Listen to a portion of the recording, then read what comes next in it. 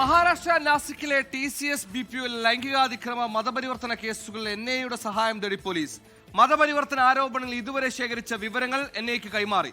പ്രതികൾക്ക് തീവ്രവാദ പ്രസ്ഥാനങ്ങളുമായി ബന്ധമുണ്ടോ എന്ന സംശയത്തിലാണ് നടപടി.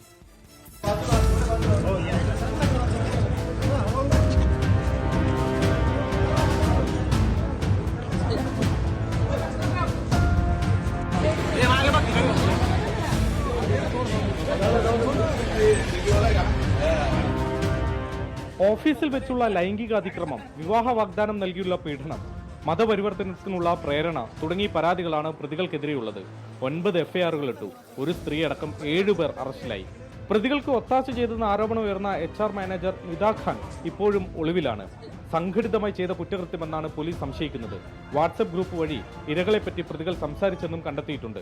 മലേഷ്യയിൽ നിന്നുള്ള ഒരാളുടെ നിർദ്ദേശം പ്രതികൾക്ക് കിട്ടിയെന്ന സൂചനയുണ്ട്. ഏതെങ്കിലും ഭീകര സംഘടനയുടെ പിന്തുണയും വിദേശ ഫണ്ടും പ്രതികൾക്ക് കിട്ടിയോ എന്ന സംശയത്തിലാണ് പോലീസ് NIA, ATS തുടങ്ങിയ ഏജൻസികളുടെ സഹായം തേടിയത്. ഇരകളായ സ്ത്രീകളുടെ മൊഴിയെടുപ്പ് പൂർത്തിയായിട്ടുണ്ട്. നാസിക്കിലെ ഓഫീസ് തൽക്കാലത്തേക്ക് അടച്ചു. ജീവനക്കാരോട് വർക്ക് ഫ്രം ഹോം ചെയ്യാൻ നിർദ്ദേശം നൽകി. ബജ്രംഗ് ദൾ അടക്കമുള്ള സംഘടനകൾ പ്രതിഷേധത്തിന് ആഹ്വാനം ചെയ്തിട്ടുണ്ട്. 24 മുംബൈ.